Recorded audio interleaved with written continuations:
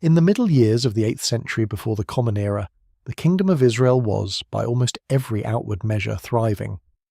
Jeroboam II sat on the throne in Samaria, and under his long reign, stretching across roughly 4 decades, from approximately 787 to 745 before the Common Era, Israel had known a kind of prosperity it had not tasted in generations.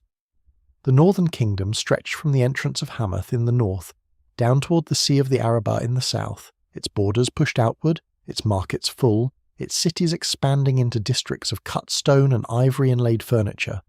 Samaria, the capital, was not the dusty backwater of an earlier century.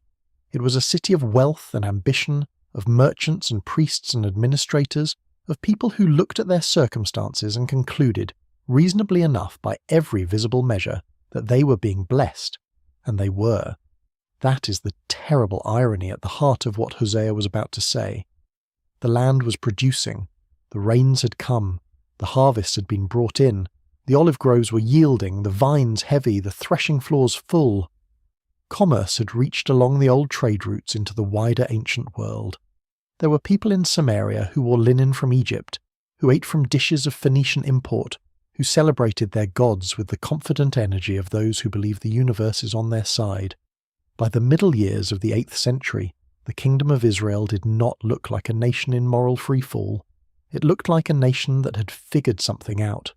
This is one of the first and most enduring lessons that the Book of Hosea teaches, that prosperity and faithfulness are not the same thing, that the land can fill your storehouses, and still you can be, in the deepest sense, lost.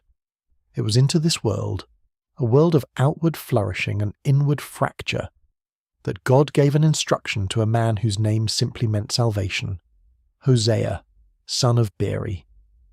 We do not know where he was born or what he did before his calling found him. We do not know what he looked like or how old he was when the word of the Lord first came to him.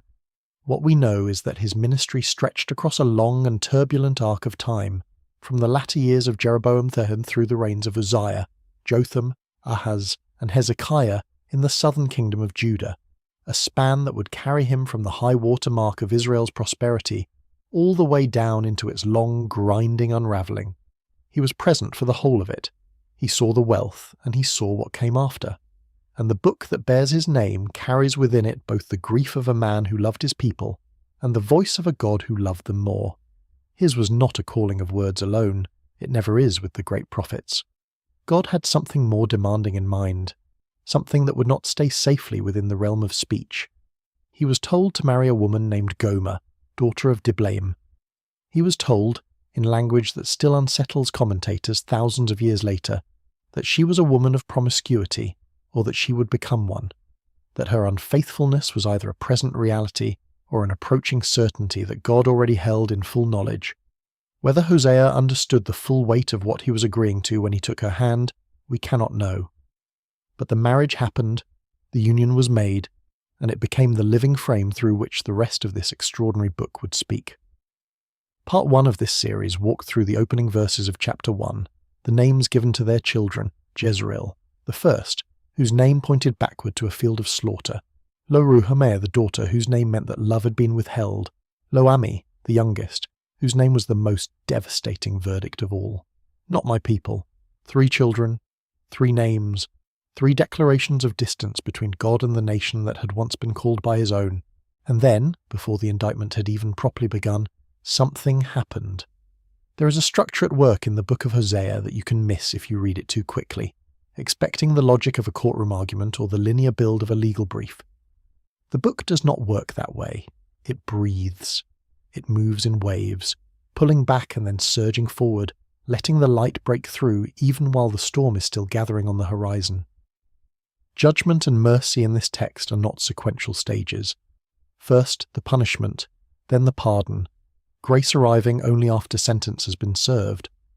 They are woven together, interrupting each other, refusing to wait for the other to finish. The mercy comes in the middle of the accusation. The hope speaks before the exile. And so, having placed the name Lo-Ammi on the youngest child, having let that silence fall, the silence of being told you are not his people, the text does something extraordinary. It pivots, without transition, without explanation, with the abruptness of a door thrown open in a dark room. The word that comes in the 10th verse of the first chapter is not a soft reassurance, it is a promise of cosmic scale, framed in terms that would have landed with immediate force on any Israelite ear. The number of the children of Israel, God says, will be like the sand of the sea, which cannot be measured, which cannot be counted. This is the language of the ancient promise to Abraham, the language that had echoed from the beginning of the nation's story. The same words spoken to the patriarch by the shores of an ancient shore, now spoken again here, in the wreckage of 3 devastating names.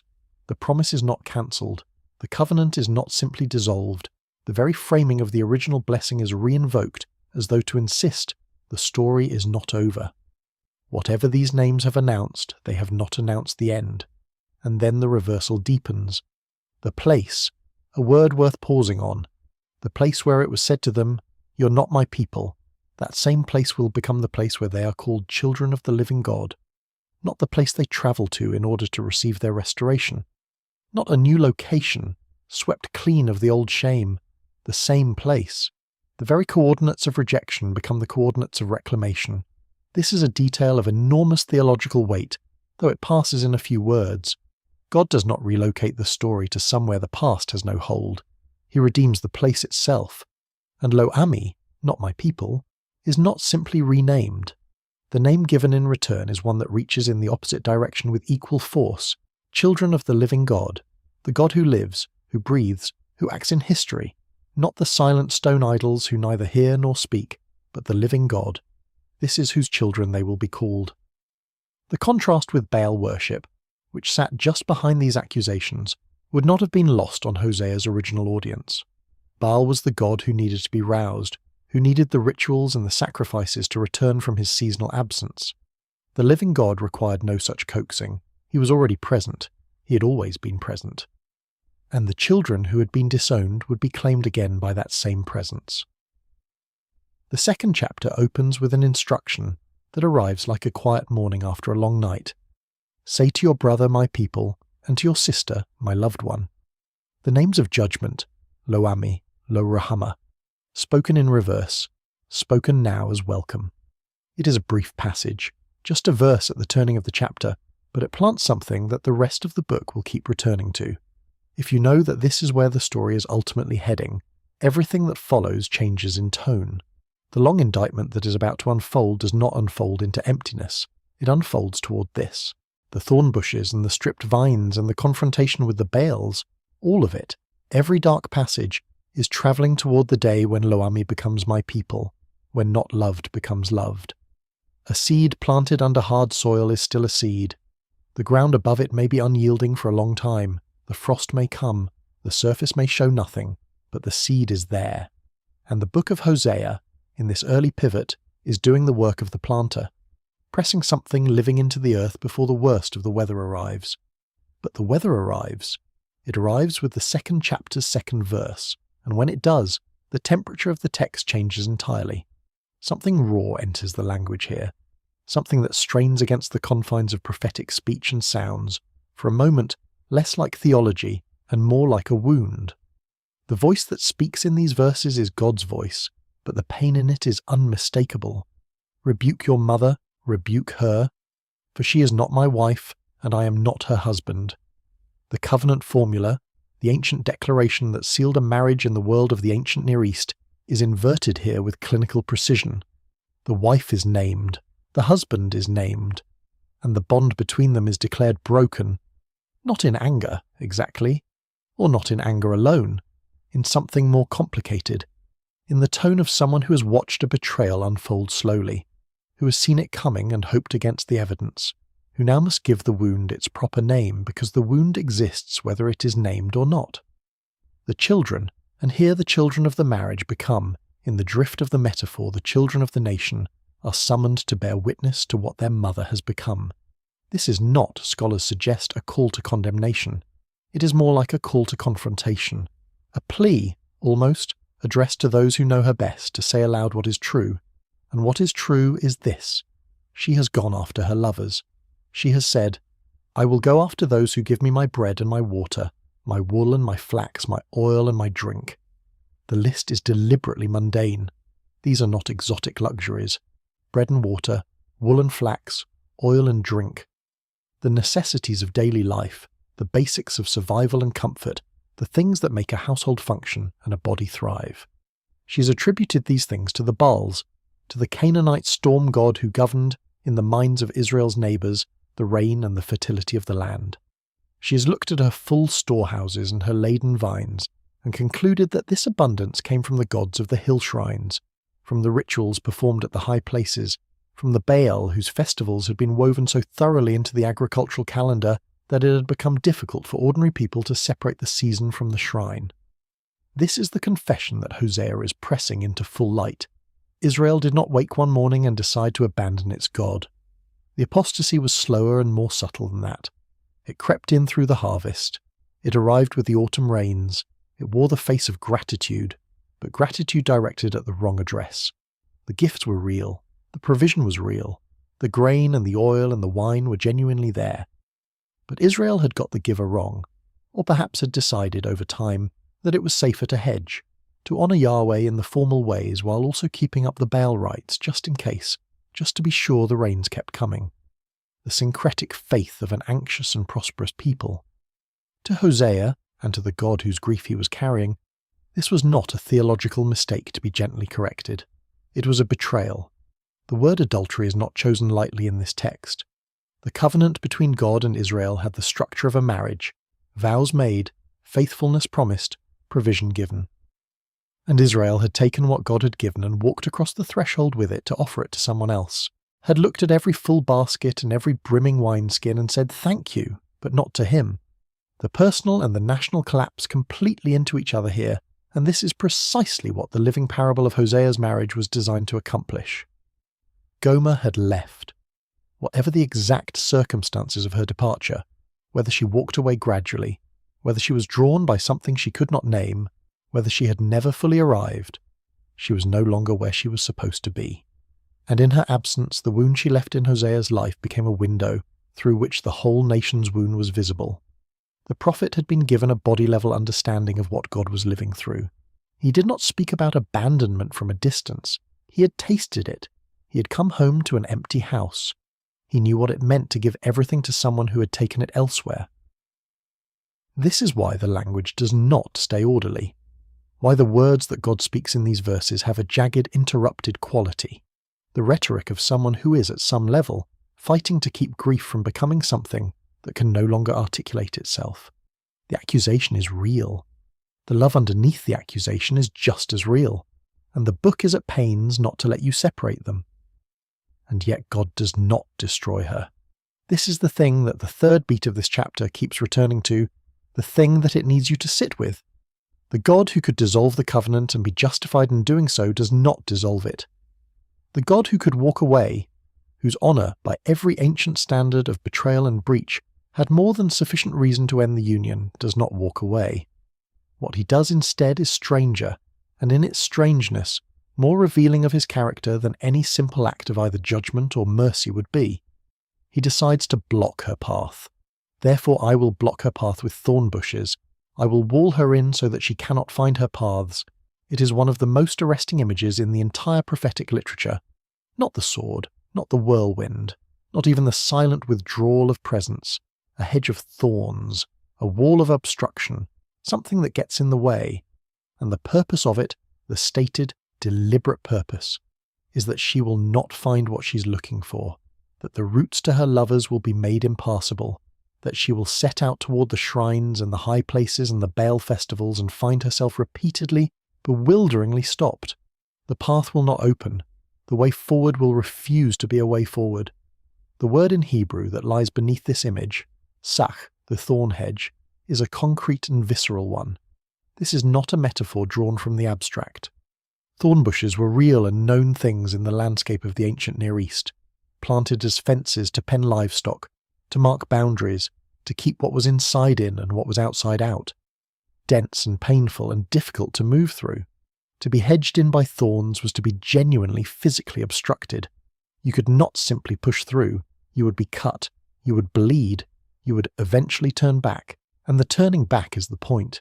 The verse that follows makes the strategy explicit. She will chase after her lovers, but she will not catch them. She will look for them, but she will not find them. And then she will say, and this is what the whole elaborate obstruction has been working toward. She will say, I will go back to my husband as at first, for then I was better off than now. The realization does not arrive as a vision. It does not arrive as a theological awakening or a dramatic conversion. It arrives as the exhausted logic of a woman who has run down every road and found every road blocked, who has pursued every alternative and found every alternative unavailing, who sits in the dust of a dead end and thinks, with the kind of clarity that only comes when every other option has been removed, perhaps I was wrong about where the good things came from.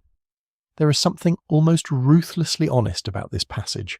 The return that God is engineering here is not, at its first moment, a return driven by love. It is a return driven by failure. The wife does not come back to her husband because she has suddenly understood the depth of his feeling for her, or because she's been moved by the memory of what was good between them. She comes back because the alternatives have dried up. The grain and the new wine and the oil, the things she thought the Baals were providing, God says he will take back. He will reclaim the wool and the linen. He will strip away the comforts that were never really hers to keep, the comforts that were his to give and his to withhold. And in the stripping she will see clearly, perhaps for the first time, what was always true, that the provision was never coming from the Baals. It was coming from him. It was always coming from him.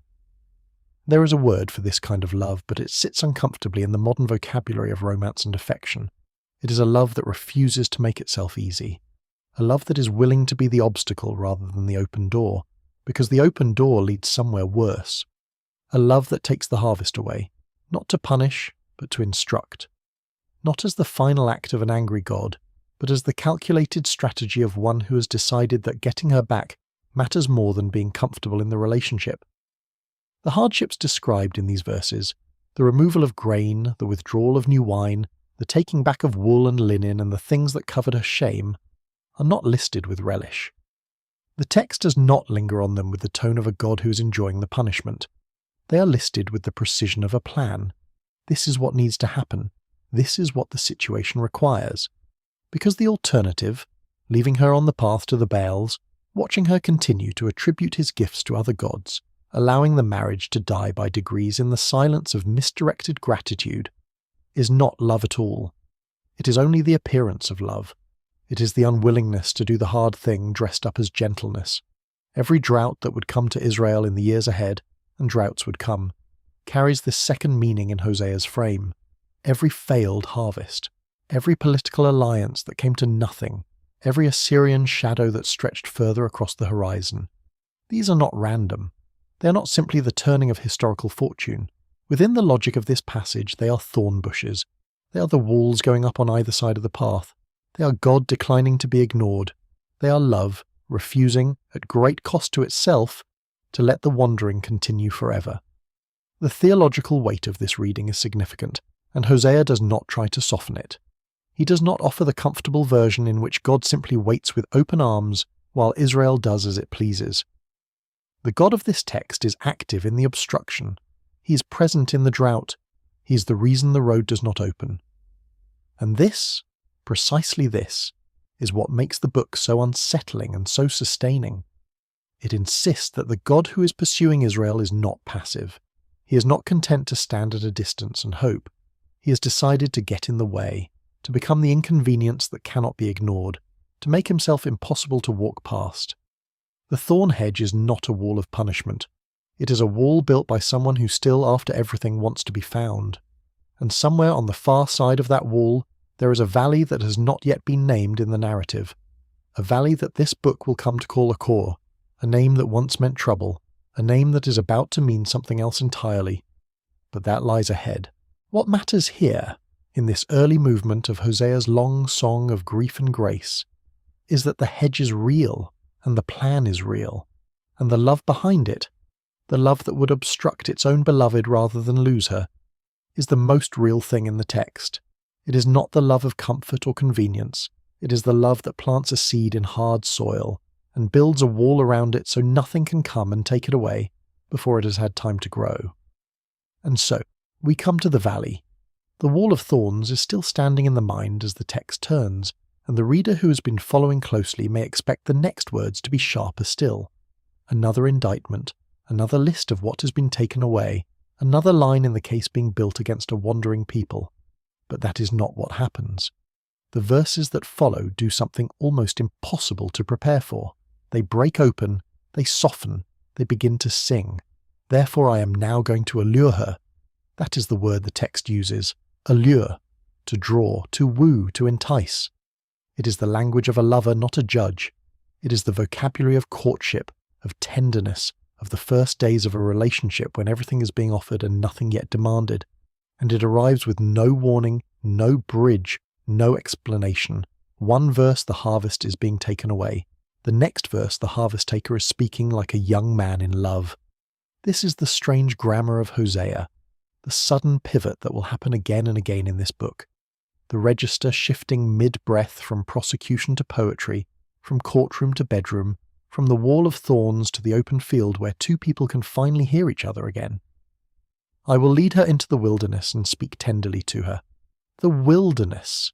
It is a word that carries centuries of memory in Israel's ear. The wilderness is where Israel was born as a people. The wilderness is where Moses led them after Egypt, where they wandered 40 years, where they ate the strange bread from heaven and drank water from a rock and learned, slowly and imperfectly, what it meant to belong to this God. The wilderness is the honeymoon country of the covenant.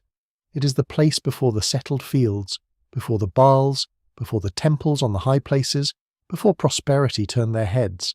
And now, according to this text, God is going to take her back there.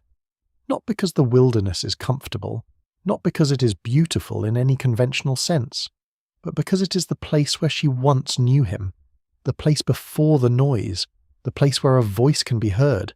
Speak tenderly to her. The Hebrew phrase behind that gentle English is more literally something like speak upon her heart, to press the words directly against the place where her affections live. It is the language a suitor uses.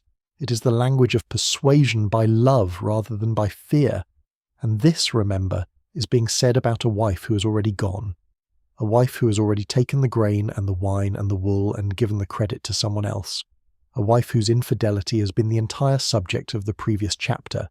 It is to her that the tenderness is directed, not to a hypothetical, faithful version of her, not to the woman she might have been, to the woman she actually is, in all her wandering, with all her divided loyalties still intact. And then, in the middle of this pivot, the text names a place. There I will give her back her vineyards, and will make the valley of Asor a door of hope. The valley of Achor. To an ancient Israelite ear, that name did not carry gentle associations. It was a scar in the national memory.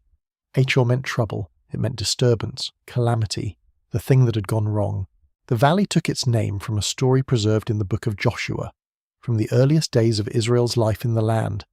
The story of Achan, who had taken forbidden spoils from the ruins of Jericho and hidden them in his tent, and whose sin had brought defeat upon the whole army at the small town of Ai.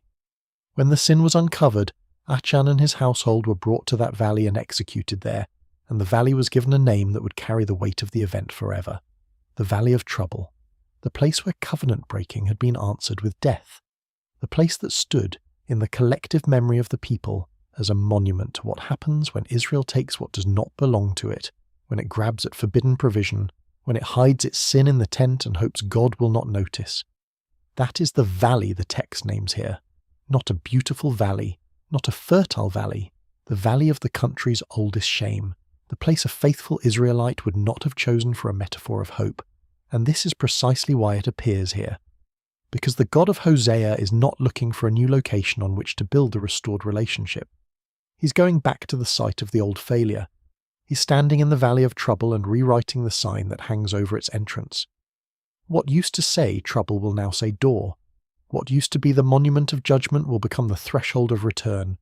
What was the ending will become the beginning, a door of hope. There is something almost architectural about the phrase. A door is not a field. A door is not an expanse. A door is a specific narrow opening, framed on both sides, that you walk through into somewhere else. It is the exact opposite of the thorn hedge from the verses just before. The thorn hedge closes the way. the door opens it. And they are, in the strange logic of this text, part of the same act of love. The hedge that stopped her from going where she wanted becomes the door that leads her where she needs to go. The obstruction was never the point. The obstruction was the setup for the invitation. There she will respond as in the days of her youth, as in the day she came up out of Egypt. Notice the choice of memory. Not the days of the settled kingdom under David or Solomon. Not the days of the great temple or the great victories. The days of her youth. The day she came up out of Egypt. The rawest, most vulnerable moment in the national story. The moment when Israel had nothing except the God who had just rescued her, when there was no palace, no army, no harvest, only the immensity of what had just happened and the terrifying openness of the desert ahead. That is the moment the text reaches for. That is the version of the relationship God is offering to recover, not the impressive Israel, not the prosperous Israel, the young Israel, the Israel that still knew how to be astonished. And the passage keeps unfolding because the poet is not finished. There is more of this. There is a promise that comes now with the formality of a wedding. In that day, declares the Lord, you will call me my husband. You will no longer call me my master. Two words hang on the balance of this verse. Two Hebrew words that sound almost the same and mean something profoundly different. Bali, Ishi. Both can be translated husband, but Bali carries within it the word Baal, master, owner, lord, the one who possesses. It is the language of ownership, of transaction, of the household as a piece of property with someone in charge of it. Ishi is softer. Ishi is my man, my one, my partner. It is the intimate word, the personal word, the word two people use when the relationship has become something more than an arrangement. And it is deeply, painfully appropriate that these are the two options the text places side by side, because it is precisely the confusion between them that has broken the marriage in the first place. Israel has been treating God like a Baal, one more owner, one more provider, one more force in the crowded market of divine transactions, and she has been treating the Baals like husbands, attributing to them the intimacy and the credit that only the true husband deserves. The words have gotten tangled, the categories have collapsed into each other, and now, in this promised day, they will be pulled apart forever. She will no longer call him master, she will call him mine. I will remove the names of the Baals from her lips. No longer will their names be invoked. There is something almost tender in that image, a God who reaches into the vocabulary of his beloved and quietly takes out the words that have hurt her, not by force, not by shouting, by replacing them with something better. The names of the Baals will simply fade. They will lose their grip on her mouth because a truer name has taken their place. And then, at the emotional summit of this whole movement, the passage arrives at what has to be called, without exaggeration, one of the most beautiful sentences in the Hebrew Scriptures. I will betroth you to me forever. Betroth, not marry. Betroth. The word deliberately reaches back to the beginning, to the moment before the wedding, to the formal pledge that precedes the union. God is not renewing an old contract. He is starting over. He is going back before the vows, back before the ceremony, back to the moment when two people decide for the first time that they belong to each other. And he is doing this with a woman who has already broken every possible version of the pledge.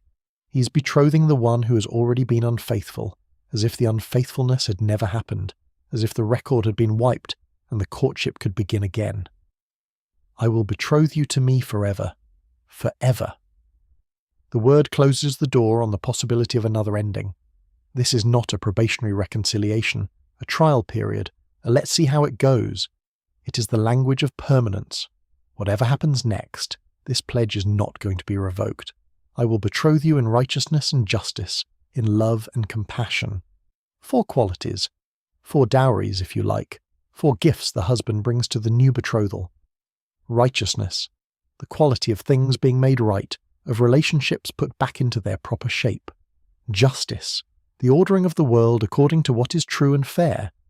Love, the great Hebrew word hesed, which does not quite translate into any single English word, but which carries the whole freight of covenant loyalty, of a love that keeps its promises even when the promises have been broken by the other party, of a devotion that refuses to be dependent on the worthiness of the beloved, and compassion, the tender mercy that feels the pain of the other, that stoops down, that gathers up. These are not the terms of a legal settlement. These are the terms of a passionate reclamation. I will betroth you in faithfulness, and you will acknowledge the Lord. Faithfulness, emeth in the Hebrew, the word that means truth and reliability at once, the quality of something you can lean your weight against and know it will hold. That is what the new betrothal will be built on, and the response the text imagines is not obedience or servitude or fear, it is acknowledgement. She will know him, she will call him by his true name. The confusion that has poisoned everything, the muddling of Yahweh with the Baals, the misattribution of gifts, the tangled vocabulary of husband and master, will finally clear. She will see who he actually is, and in seeing him, she will be seen back. This is the first great emotional peak of the book. It is worth sitting with, because the surrounding material makes it almost impossible to have expected. Everything before this passage is indictment. Everything just after will return to indictment. The love poem erupts inside the legal case like a spring bursting through stone. It does not soften the case. It does not cancel the wall of thorns, but it discloses in a single unguarded passage what the case is for. Why the hedge was built. What God was aiming at all along. The indictment was never the point. The betrothal was the point. The valley of trouble was always going to become a door. And then the poetry closes and the parable resumes. The scene shifts. The text turns from the wide field of national vision back to the small, specific personal world of Hosea and Gomer. A new chapter opens, and it opens with the same voice that opened the book, the voice of God speaking directly to his prophet, giving him another command. The Lord said to me, Go, show your love to your wife again, though she is loved by another man and is an adulteress. Again. That is the word that carries the weight of this verse. Again. As if what has already been asked of Hosea were not enough. As if the first marriage, with all its public humiliation, and its named for judgment children, and its long, slow unravelling, had only been the beginning. Go again. Love her again. The command lands with the force of an impossible repetition, because it is being addressed to a man who has already been through this once, and the second time is being asked of him with full knowledge of what happened the first time. Where she is at this moment, the text does not entirely say. She is loved by another man, she is an adulteress. Somewhere in some other household or some other arrangement, she is living a life that is not with him. Whether she has been sold into a situation she did not choose, or whether she has walked into it freely, or whether the two options have blurred into each other in the way they so often do for women in the ancient world, with no leverage of their own. The text is not interested in specifying. It leaves her circumstances in a kind of merciful shadow. What it insists on is only the fact that she is not where she should be, that she belongs to Hosea and yet is not with him, and that the command from God is to go and get her back. Love her, the Lord says, as the Lord loves the Israelites, though they turn to other gods and love the sacred raisin cakes. The parenthetical is small and telling.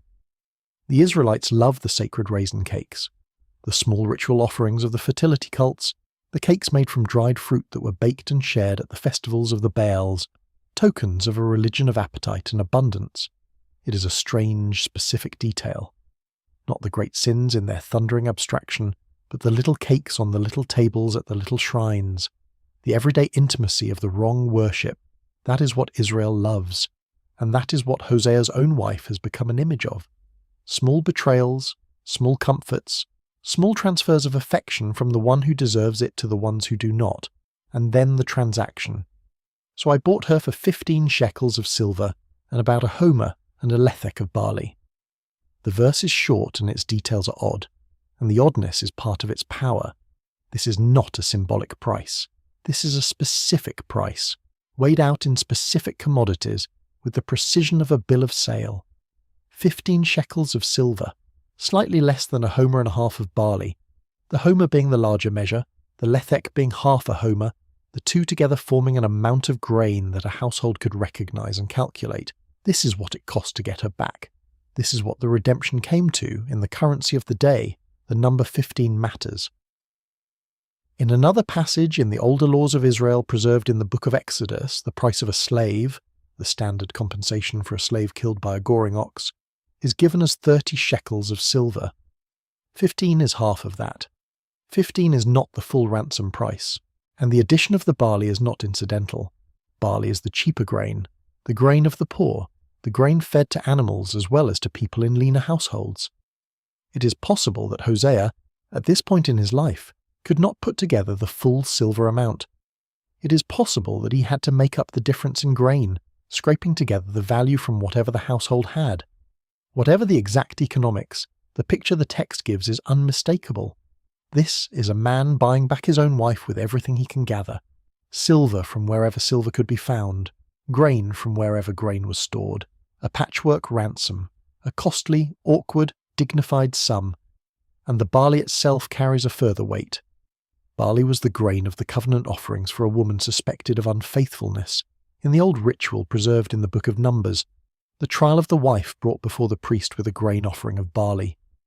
To an ear attuned to the Torah, the appearance of barley in this transaction may have echoed that older, painful ritual and turned it inside out. The grain that once belonged to a ceremony of suspicion is now being spent on a ceremony of reclamation. The grain that once witnessed accusation is now the price of forgiveness. He bought her, not rescued her by decree, not summoned her by right, bought her. He put money and grain on the counter and took her home. The prophet who had been asked to marry an unfaithful woman is now being asked to purchase her back from wherever her unfaithfulness has led her, and he does it. The text does not dramatize his hesitation. It does not describe the walk to the place where she was. It does not tell us what was said between them at the moment of the transaction. It simply reports what he paid and what he did next. Then I told her, "You are to live with me many days. You must not be a prostitute or be intimate with any man, and I will behave the same way toward you." There is a period of waiting built into the reconciliation. She's not simply returned to the marriage bed. She's returned to the household. She's brought home and asked to live in a kind of purposeful stillness, not with him as before, not with anyone else at all, but in a season of restored belonging that is not yet restored intimacy, and he pledges the same restraint on himself. This is not a triumphant remarriage with music and feasting. This is a quiet reconstruction. It is a slow rebuilding of what was broken, done in the private space of a house where the noise of the outside world does not intrude. And in this small, strange, expensive scene, the whole theology of the book comes into focus. Redemption, in Hosea, is not a metaphor. It is a transaction. It costs specific things. Silver has to be weighed out. Barley has to be measured. Someone has to go and go again and pay what has to be paid and bring the beloved home. There is no version of this love that comes without cost. There is no shortcut around the price. The wall of thorns and the door of hope and the 15 shekels of silver and the homer and lethech of barley all belong to the same picture. They are all what it looks like when love refuses to accept the loss of the beloved. And then, when the small scene closes in the quiet of Hosea's rebuilt household, the text lifts its eyes again. The lens widens. The prophet's marriage, which has carried the whole burden of the book so far, steps back a little, and the nation for which the marriage has been a parable steps forward. The register changes. The voice sharpens. What has been sung as a love song is about to be spoken as a legal charge. Hear the word of the Lord, you Israelites, because the Lord has a charge to bring against you who live in the land. The word charge in the Hebrew is a courtroom word. It is the word for a legal dispute, a formal complaint, the opening of a case. In the courts of the ancient Near East, a suzerain, a great king, who believed a vassal had broken a treaty could bring a rib against that vassal. A formal lawsuit demanding accounting for the breach. What Hosea announces here is that the God of Israel is opening exactly such a case against his own people. The private marriage crisis has become a national tribunal. The prophet who has just paid the ransom for his own wife now stands as the herald of a court in session, and the defendant is the whole land. There is no faithfulness, no love, no acknowledgement of God in the land. 3 absences, 3 missing qualities. Faithfulness, the emeth from the betrothal poem, the very quality God had pledged to bring to the new marriage, is not present in the land. Love, the hesed, the covenant loyalty, is not present in the land. Acknowledgement of God, the knowing, the recognition, the calling him by his true name, is not present in the land. Every gift he had promised to bring to the betrothal is the exact absence he now names in the indictment. The very fabric of the covenant is threadbare in every place it should have been strongest. There is only cursing, lying, and murder, stealing, and adultery. They break all bounds, and bloodshed follows bloodshed. The list is short and comprehensive. It borrows deliberately from the language of the older commandments, the words a listener would recognize as the shape of the great teaching from Sinai. Do not swear falsely, do not lie, do not kill, do not steal, do not commit adultery.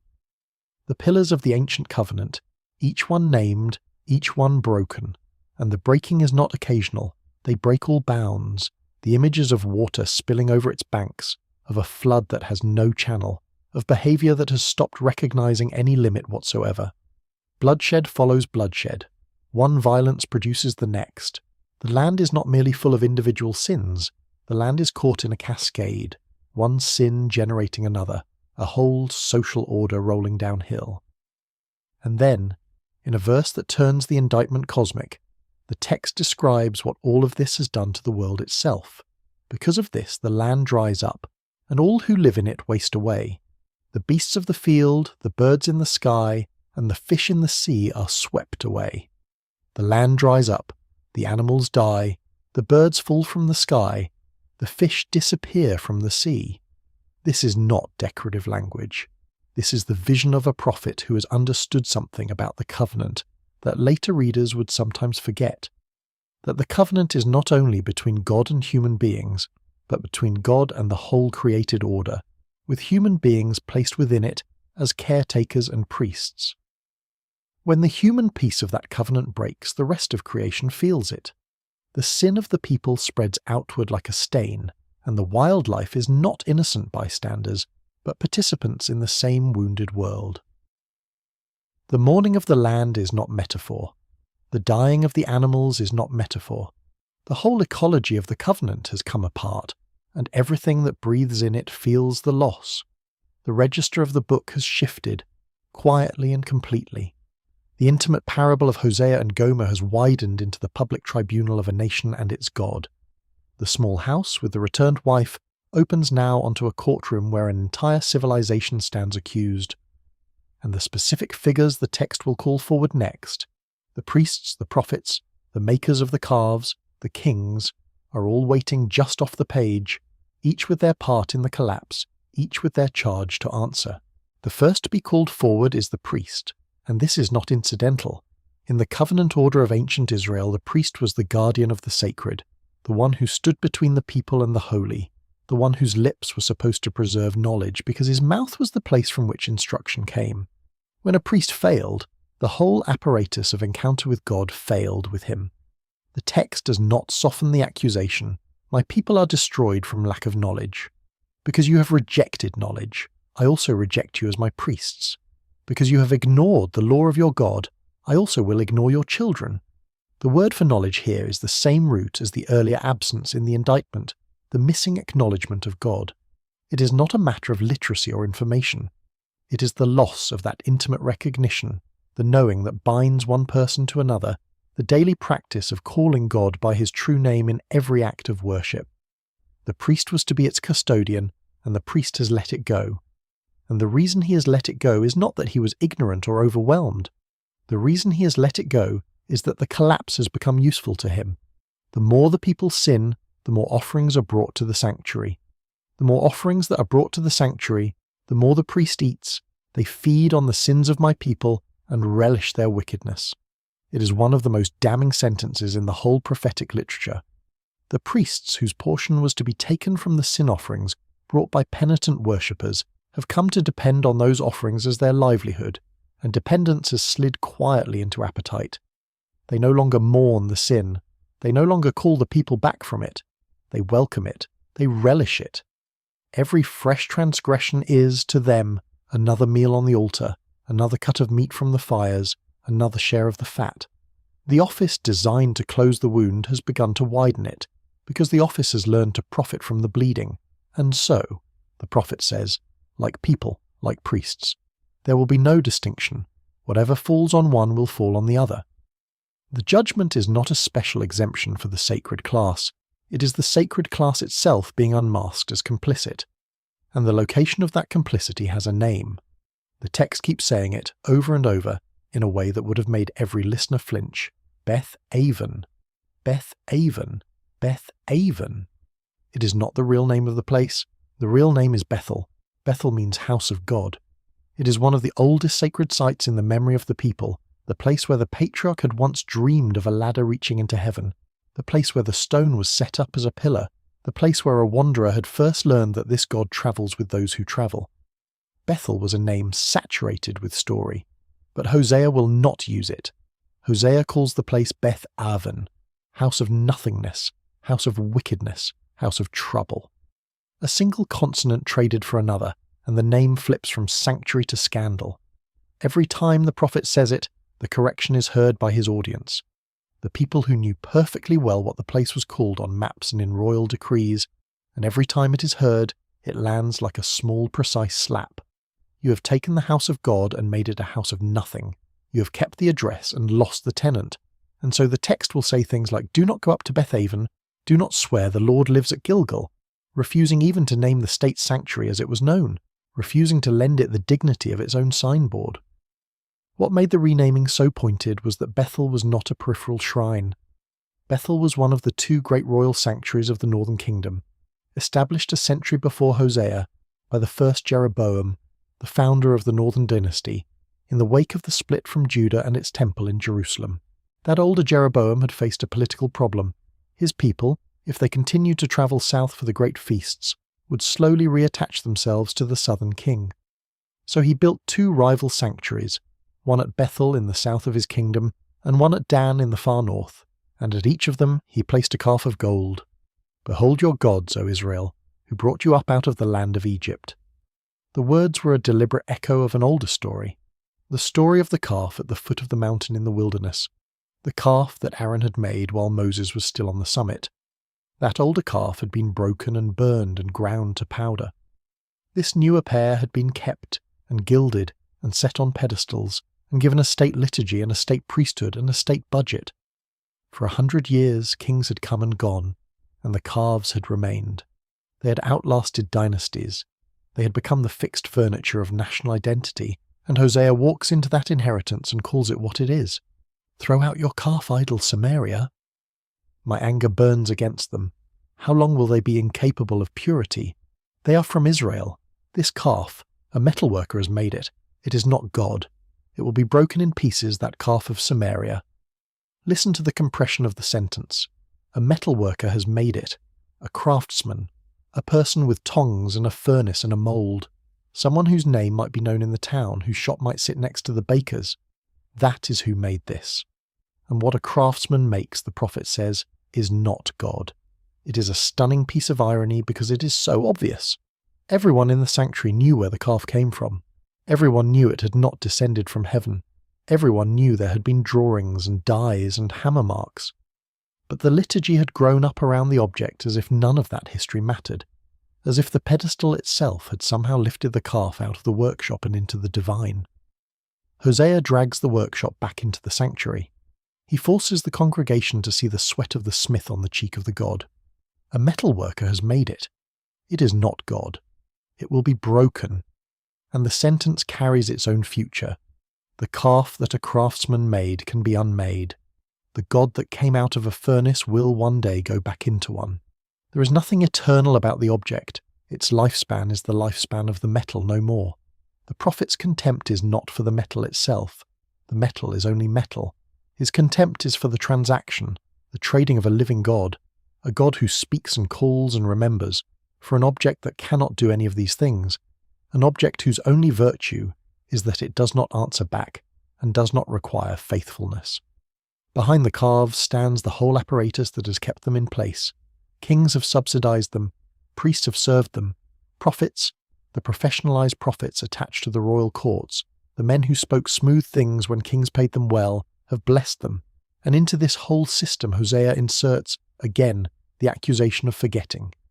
Israel has forgotten his maker and built palaces. Judah has fortified many towns.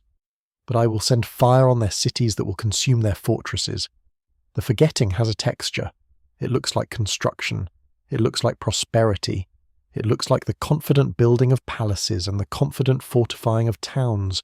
It looks like a people who have never been more secure. But underneath that construction, the memory of the maker is not being kept alive. The palaces have been built with the same hands that no longer know how to shape a prayer. And around the caves and the palaces and the fortified towns, a whole geopolitical world is turning. This is where the prophet's poetry stops seeming abstract and begins to touch the news of the day. Because just to the northeast of Israel, beyond the mountains and the rivers, a power is rising that will not tolerate small kingdoms living independent lives.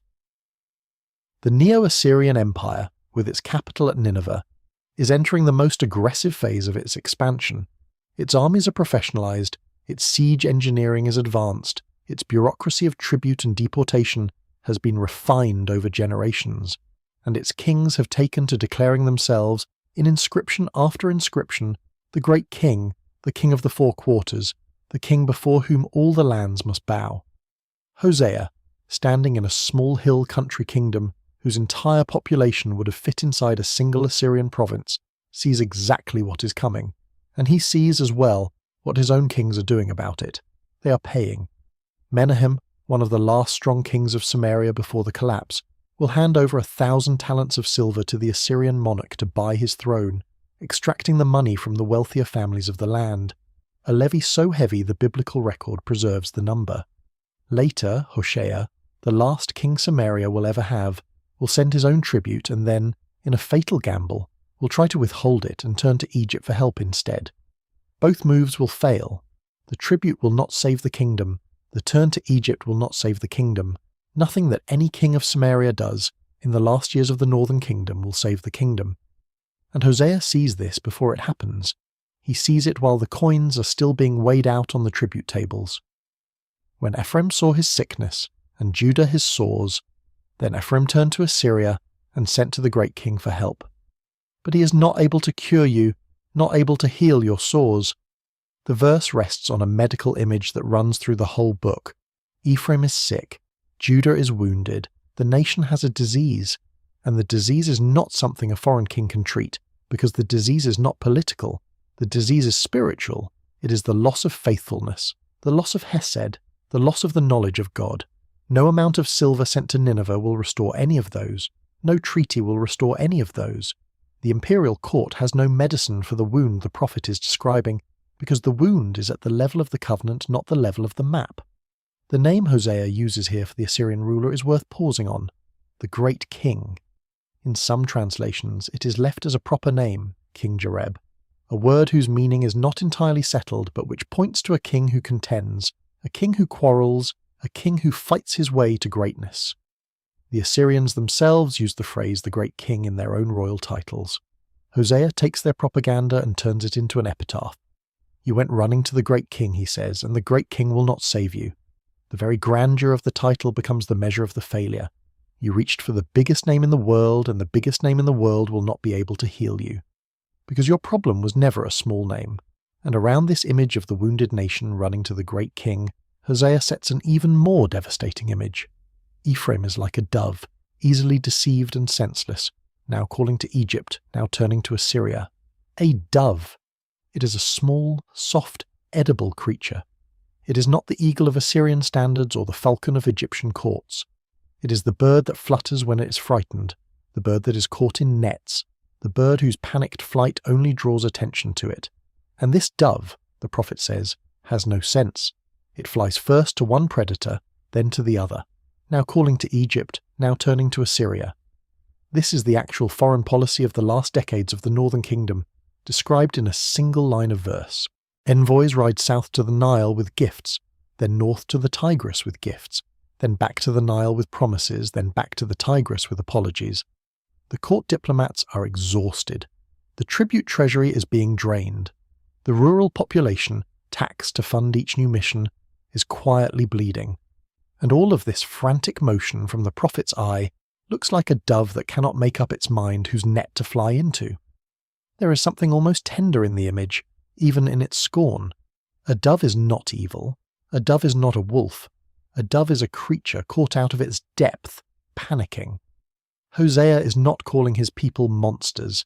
He's calling them foolish, small, terrified, a soft creature trying to negotiate with hawks. And behind that image is a claim that goes to the heart of the book. Israel was never supposed to be maneuvering among the empires as one of them.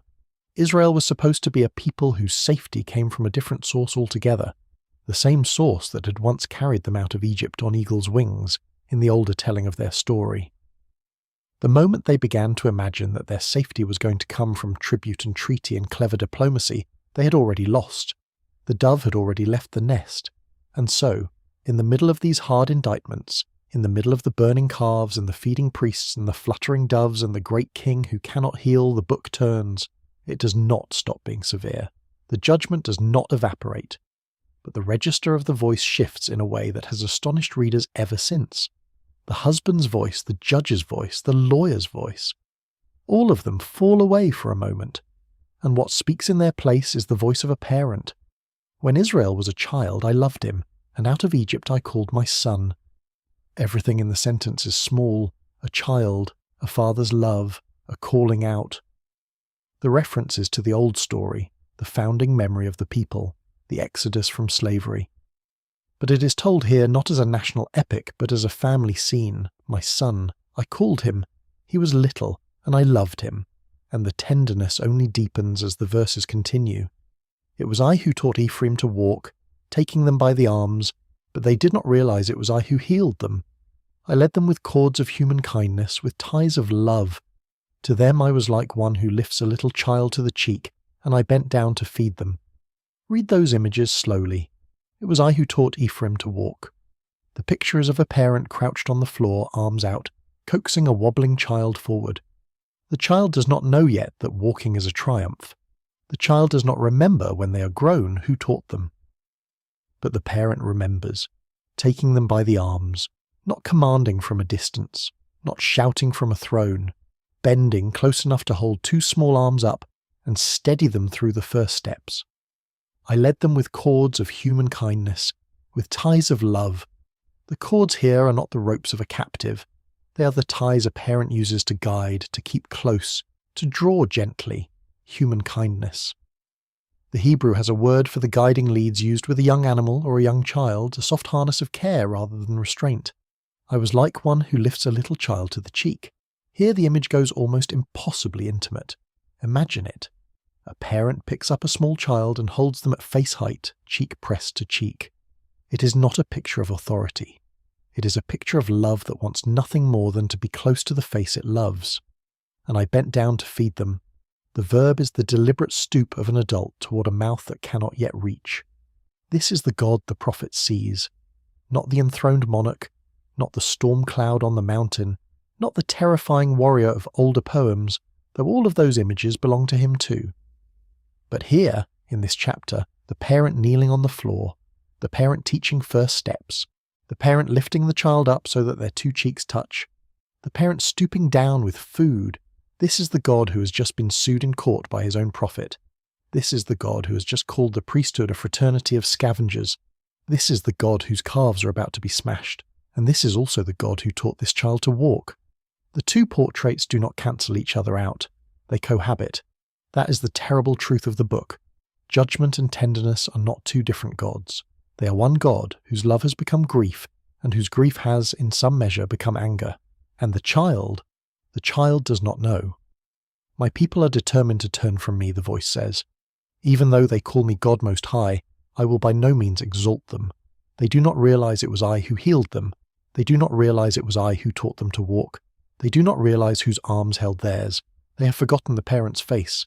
And still, when the moment of decision comes, when everything in the logic of judgment says the time for the final word has arrived, the voice breaks, not the child's voice, the parent's voice. How can I give you up, Ephraim? How can I hand you over, Israel? How can I treat you like Admah? How can I make you like Zeboim? The names Admah and Zeboim are pulled from the old story of the cities of the plain, the cities destroyed alongside Sodom and Gomorrah in the ancient catastrophe. They stand for total, irreversible obliteration. Could this parent do to this child what was done to those cities? Could this parent stand aside and let that fire fall? The question is not rhetorical. The question is agonized. My heart is changed within me. All my compassion is aroused. I will not carry out my fierce anger, nor will I devastate Ephraim again. for I am God, and not a man, the Holy One among you. I will not come against their cities. My heart is changed within me. The line is one of the strangest things in all of Scripture, not because it says something illogical, but because it says something so nakedly emotional that later theology would spend centuries trying to figure out how to hold it. The idea of a God whose heart moves, whose compassion is aroused, whose inner state is turned by the sight of the beloved. This is not the cool deity of the philosophers. This is not the unmoved mover. This is a parent bent over a wayward child, and the child does not know what the parent is going through. All my compassion is aroused. The word behind compassion is the word that comes from the noun for womb. It is the deep physical stirring of love in the body, the ache that a mother knows, the pull toward the child who is in trouble. In the mouth of God, in this chapter, that same word is used. The love the book has been describing all along. The love of a husband for a wandering wife. The love of a judge who still hopes his defendant will repent. Deepens here into the love of the one who first gave the life. This is where the whole parable of Hosea and Gomer reveals what it has been aiming at all along. The marriage was true, but the marriage was also a lens. Through the lens of a broken marriage, the book has been trying to say something about a love older than marriage itself. The love that greets a child at birth, the love that teaches the first steps, the love that holds the cheek against its own cheek, the love that cannot at the last moment let go. For I am God, and not a man. The line has been read many ways over the centuries, but in its own setting it seems to mean something like this. A man, faced with this much betrayal, would be finished.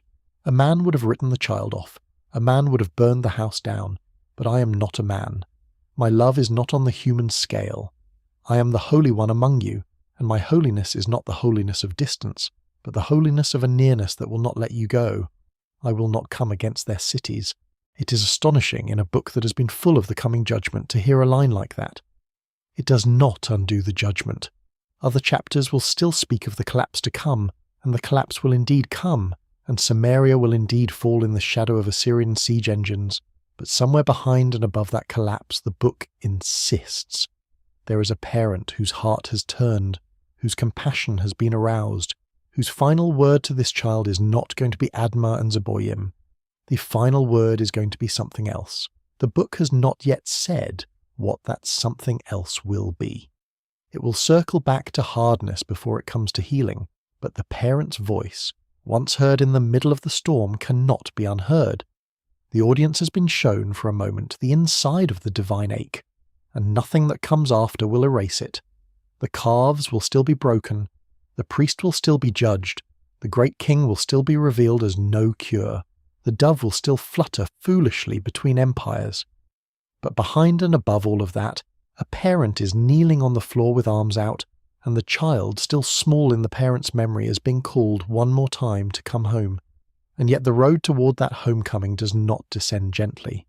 Before the arms of the parent close around the child must first come to the end of every other refuge. The book knows this. It has known it from the beginning. Love that would truly heal cannot leave the illusion standing. And so, after the parent's voice trembles for a moment in the open air, the prophecy hardens again, and the reader is led down into the harshest chapter of the entire book, into a place where every human shelter is dismantled, one by one, until nothing is left standing but the naked need for mercy. The chapter opens with a memory. There was a time, the prophet says, when Ephraim spoke with trembling, when his voice carried weight in Israel, when he was exalted. But he became guilty of Baal worship, and he died. The verb sits there without cushioning. He died. Not he weakened. Not he faltered. He died. The one who had once stood tall in the assembly of the tribes, whose blessing had once been sought, whose name had been a name of stature, that one is spoken of already in the past tense. The prophet, standing in the ruins of a nation still walking around in its own body, sees a corpse walking. He sees a people who do not yet know they have died, and still, even in the corpse, the sin does not stop. They keep on sinning. They cast images from silver. They fashion idols with skill, all of them the work of craftsmen. It is a terrible sentence, a sentence that gathers up everything the book has been saying about human hands. These are the same hands that were meant to be lifted in blessing. These are the hands that once carried the ark, that once wrote the covenant on doorposts, that once broke bread in the presence of God. And now these hands are busy at the forge, hammering little gods out of coin. People kiss calf idols, the prophet says. Men kiss calves. The image is meant to be grotesque. Human lips made for the kiss of covenant, made for the kiss of a spouse, made for the words of prayer, pressed against the cold metal snout of a bull that a neighbour melted down last winter. The obscenity is domestic. It is the obscenity of a household that has confused what it is for.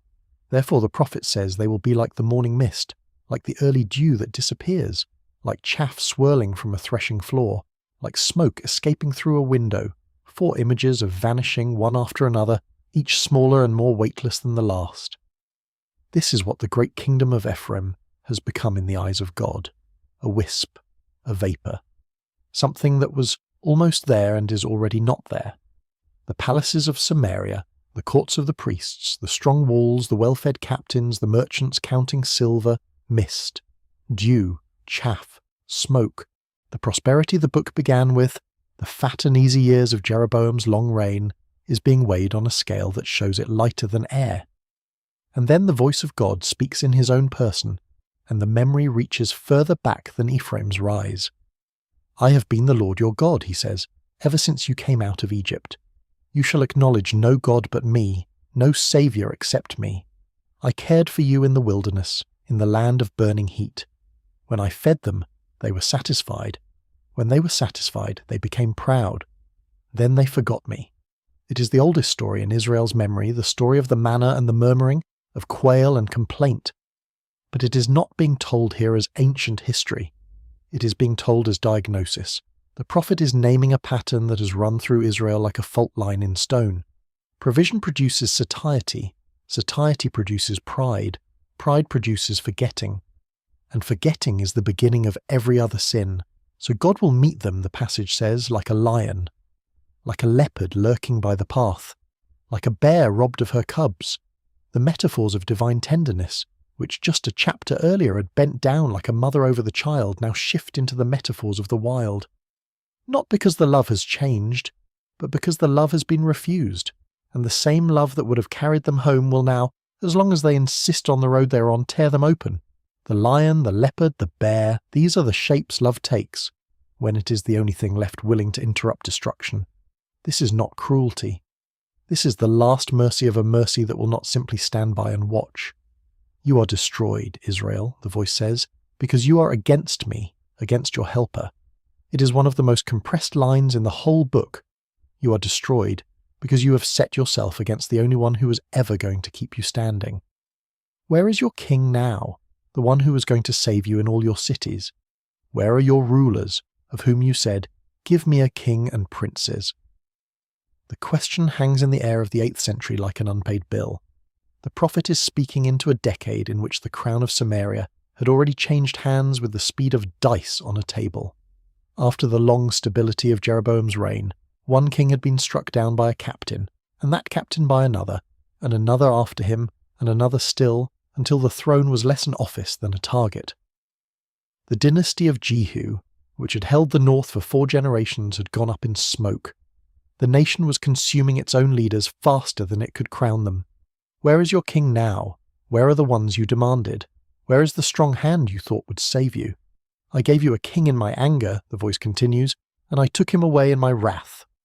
The words fall like a verdict on the whole northern experiment, not just this king or that king, but the whole institution as Israel had wanted it, the whole political solution to what was in fact a covenant crisis. The monarchy of the north, born in the schism after Solomon, propped up on the calves of Bethel and Dan, defended by shifting alliances with empires larger than itself. The whole apparatus is being read here as a gift given in divine displeasure and revoked in divine judgment. There is no throne in Samaria left to run to. There is no strong man on horseback coming to save. Ephraim's guilt is stored up, the prophet says. His sins are kept on record.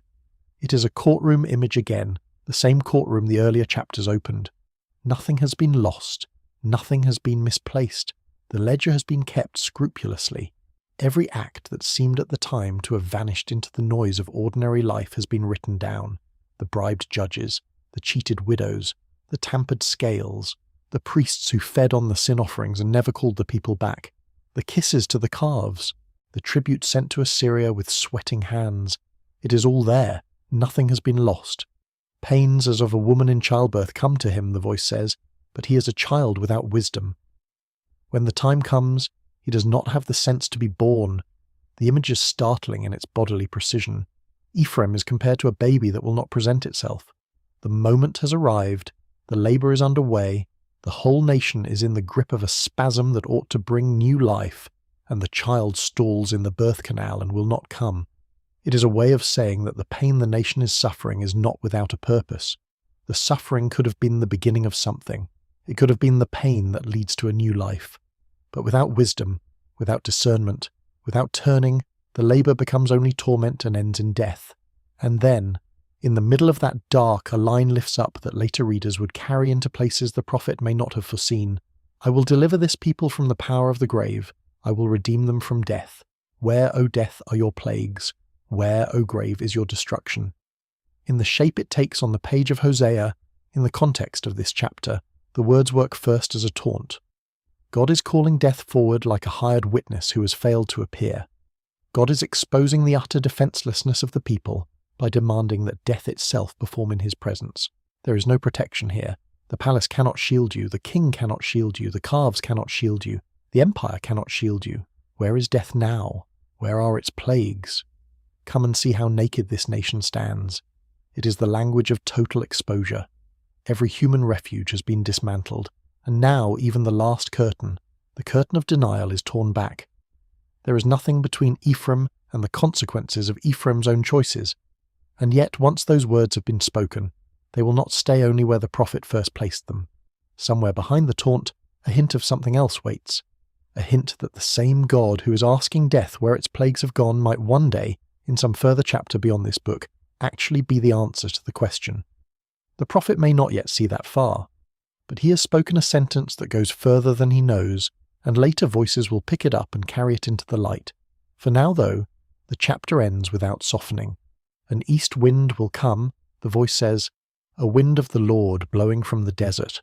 The wind will dry up his fountains, the wind will fail his wells, the wind will plunder his treasury of every precious thing. Samaria, the capital, the shining city on its hill, must bear her guilt because she has rebelled against her God. Their little ones, the prophet says, will be dashed to the ground, their pregnant women ripped open. It is the language of ancient siege, the ordinary unspeakable arithmetic of what happens when a fortified city on a hilltop finally cracks under the battering rams of an empire. The prophet does not spare his hearers, he does not soften the picture. He lets them see in advance what the coming years will bring if the road is not turned from. This is the bottom. This is the theological floor of the book. Every human refuge has been named and stripped away. The king, the palace, the alliance, the calf, the craftsman, the wealth, the walls, even the illusion that death might be persuaded to spare them. Nothing is left. Nothing. And it is precisely into that nothing that the last chapter opens its door. Return, Israel, to the Lord your God. Your sins have been your downfall. The voice of the prophet changes register in the very first line of chapter 14. The lion is gone, the leopard is gone, the bear is gone, the wind from the desert is gone. What remains is an invitation, uttered as gently as anything the book has yet contained. Return, come back, come home. The word is short and unadorned. It does not promise conditions. It does not itemize what will be required. It simply calls, return, Israel, to the Lord your God. And then, remarkably, the prophet does something he has not quite done before. He hands the people the very words with which to come. Take words with you and return to the Lord. Say to him, forgive all our sins and receive us graciously, that we may offer the fruit of our lips. This is not a demand for eloquence. It is not a demand that the returning ones bring gold or bulls or elaborate liturgies of appeasement. Bring words, bring your voice, bring your tongue, which was the very tongue that once kissed calves. Bring the mouth that has been full of oaths and treaties and false prayers. Bring it back honestly and speak. The offering God is asking for is speech, confession, the naming, aloud, of what has been. And the confession Hosea puts in their mouth is exquisitely specific. Assyria cannot save us. It is the first line. Not a vague admission of sin, not a general apology for wandering, but a naming of the political idol that has consumed the last several kings' worth of decisions. Assyria cannot save us.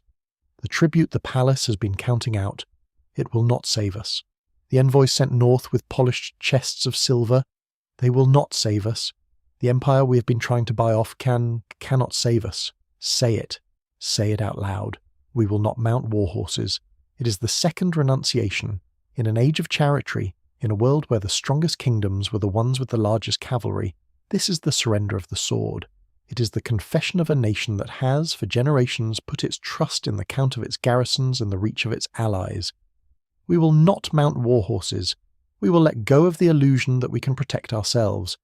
We will never again say, "our gods," to what our own hands have made. It is the third renunciation, and it names the deepest one. This is the calf brought forward to be broken. This is the silver idol brought forward to be melted down. This is the hand raised in blessing over the little god pried out of the alcove of the household shrine. We will never again call these things ours. We will never again call them gods. We will never again pretend that the work of our own fingers can save us. And after those three renunciations, one small clause that carries the whole weight of the return. For in you the fatherless find compassion. It is a startling self-designation. Not, we come to you because we are strong. Not, we come to you because we are worthy. We come to you because we are orphaned. The great kingdom, the sons of Jacob, the tribes with their long genealogies and their kings and their capitals, come stripped down to this single confession. We are the fatherless. Every other father has failed. Every other protection has fallen.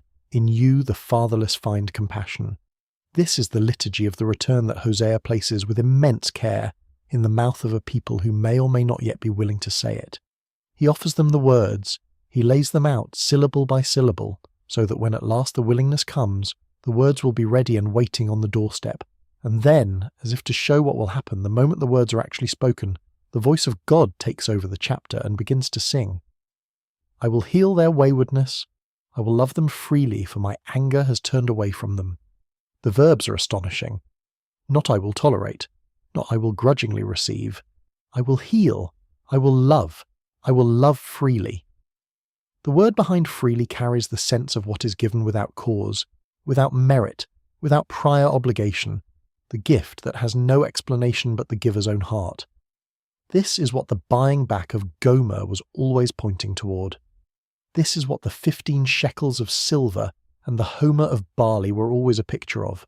God is describing his own return to his people as a love without conditions imposed on the beloved, a love flowing from the lover's freedom. I will be like the dew to Israel. It is a small phrase and it changes everything. In the country the prophet knew, dew was not decorative. Dew was survival. Through the long, dry months of a Mediterranean summer, when no rain fell for weeks on weeks, and the field stood cracked and pale, the dew that came silently in the night was the difference between harvest and hunger. It settled on olive leaves, it beaded on grape skins, it kept the roots alive underneath the dust. It arrived without noise, it arrived without announcement, it arrived because that is what dew does, night after night, without being summoned. I will be like the dew to Israel. The love that had once been described as the thorn hedge, as the lion, as the east wind from the desert, now speaks of itself as the gentlest moisture in the natural world, the thing that keeps living things living while they sleep. He will blossom like a lily. He will send down roots like the cedars of Lebanon. The imagery cascades, and it cascades in a specific direction.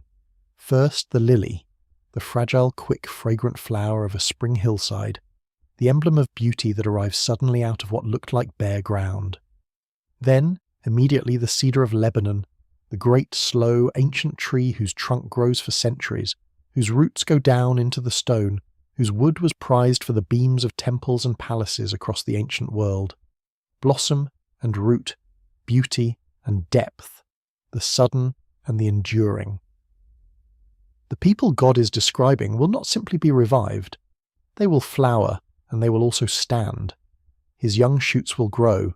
The passage continues. His splendour will be like an olive tree. His fragrance like a cedar of Lebanon. People will dwell again in his shade. He will flourish like the grain. He will blossom like a vine. His fame will be like the wine of Lebanon. The catalogue of good living things unfolds one after another. Olive, cedar, grain, vine. These are the 4 great crops of the land, the 4 staples of the covenant blessing, bread and oil and wine and the shade of trees. These are the images of a household that has come back into its own life. These are the images of a country whose fields are being farmed again, whose presses are being turned again, whose ovens are being lit again, whose old men are sitting once more in the doorways with children playing at their feet. It is a vision of ordinary blessed dailiness, restored on the far side of everything the earlier chapters had described. And then, in the middle of the vision, a voice. It is impossible to say for certain whose voice, and perhaps the ambiguity is the point, declares, "What have I to do any more with idols?" It sounds like Ephraim speaking. It sounds like the child who kissed the calves finally, at long last, turning his face away from them.